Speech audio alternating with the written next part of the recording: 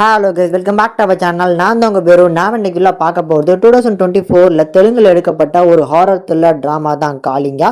இந்த படம் எப்படி இருக்கு அப்படிங்கறத அந்த வீடியோல பார்த்துடலாம். இந்த படத்தோட கதையை பொறுத்தளவுக்கு 1922 ஸ்டார்ட் ஆகுது. அந்த பீரியட்ல ஒரு கிராமத்துல எல்லா மக்களும் கொஞ்சம் வித்தியாசமா நடந்துக்க ஆரம்பிக்கிறாங்க. இதெல்லாம் பார்த்துட்டு அந்த ஊரோட எஜமான் கிட்ட எல்லா மக்களும் கம்ப்ளைண்ட் பண்றாங்க.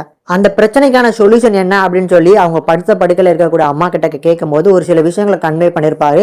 அதுக்காக அவரோட லைஃபை தியாகம் பண்ணிட்டு அங்கிருந்து போய் அந்த மக்களுக்காக பார்த்தீங்கன்னா அவரோட லைஃபை சாக்ரிஃபைஸ் பண்ணிடுவாரு. இப்போ அப்படியே கட் பண்ணி கரண்ட் பீரியட்ல காட்டுறாங்க. ஸோ இந்த பீரியட்லயுமே ஒரு பர்டிகுலரான ஒரு மரத்தோட கிளையை தாண்டினதுக்கு அப்புறம் 2 நிமிஷத்துக்கு மேலே இங்கே இருந்தோம் அப்படின்னா நம்மளோட உயிருக்கு ஆபத்து தான் அப்படின்னு சொல்லி யாருமே அந்த பக்கம் போறதில்ல. எல்லாருமே ஊருக்குள்ள இருந்தாலும் அந்த இடத்த மட்டும் பார்த்தீங்கன்னா யாரும் போக மாட்டாங்க. இதுல நம்ம ஹீரோக்கும் அந்த ஊர் தலைவருக்கும் ஒரு சில பிரச்சனைகள் வரும். அதுல இந்த நில பிரச்சனை ஓடும் போது அந்த சாபக்கேடா இருக்கக்கூடிய நிலத்தை எழுதி கொடுத்துருவாங்க. இதுக்கப்புறம் நம்ம ஹீரோ அந்த இடத்துல எப்படி சர்வே ஆகி வெளியில வந்தாரா உயிரோட அப்படிங்கறத அந்த படத்தோட மீதி கதை.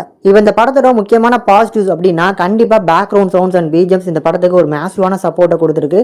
அதுல கண்டிப்பா மியூசிக் டைரக்டரோட இம்பார்ட்டன்ட் எந்த அளவுக்கு இருந்திருக்கு அப்படிங்கறத நீங்க கண்டிப்பா படம் பார்க்கும்போது ஃபீல் பண்ண முடியும். அது ஹாரர் போர்ஷன்ஸா இருக்கட்டும், மிஸ்ட்ரி போர்ஷனா இருக்கட்டும், ஒவ்வொரு சீன்லயுமே அவரோட பிஜிஎம்ஸ் அந்த படத்தை ஹோல்ட் பண்ணிருக்கு.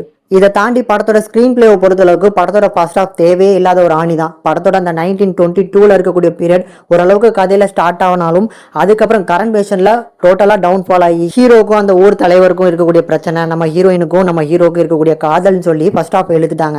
ஃபர்ஸ்ட் ஆஃபோட இன்ட்ரோலுக்கு அப்புறம் தான் படத்தோட கதையே வரும். ஆனா செகண்ட் ஆஃப்மே பெட்டர் அப்படின்னு சொல்லிக்கலாம், இன்னமும் சூப்பரான்னு சொல்லிட முடியாது. பிகாஸ் படத்துல இருக்கக்கூடிய மிஸ்ட்ரியை நல்லாவே மெயின்டைன் பண்ணாலும் செகண்ட் ஆஃப்ல இந்த முஞ்சியா படம் பார்த்துருவீங்க அப்படின்னா அந்த முஞ்சியா அப்படிங்கிற கேரக்டர் அந்த மூவிக்கு எந்த அளவுக்கு இம்பார்ட்டன்டா இருந்திருக்கும் அப்படிங்கிறது உங்களுக்கு தெரியும். அதே மாதிரி இந்த படத்துல ஒரு முக்கியமான ஒரு கிரியேச்சரை கிரியேட் பண்ணிருக்காங்க. அது ரொம்ப எஃபெக்டிவா கிரியேட் பண்ணல, இன்னும் கொஞ்சம் கான்சென்ட்ரேட் போட்டு எஃபெக்ட் போட்டு பண்ணிருந்தா நல்லா இருந்திருக்கும். பட் கிளைமேக்ஸ்ல வரக்கூடிய ஒரு அம்மன், சோ அந்த அம்மனுக்கு நல்ல ஒரு எஃபெக்ட் கொடுத்திருக்காங்க. அந்த மாதிரி அந்த கிரியேச்சருக்கும் இம்பார்ட்டன்ட் கொடுத்திருந்தாங்கன்னா படம் இன்னும் கொஞ்சம் பார்க்கறதுக்கு இன்ட்ரெஸ்டிங்கா இருக்கும்.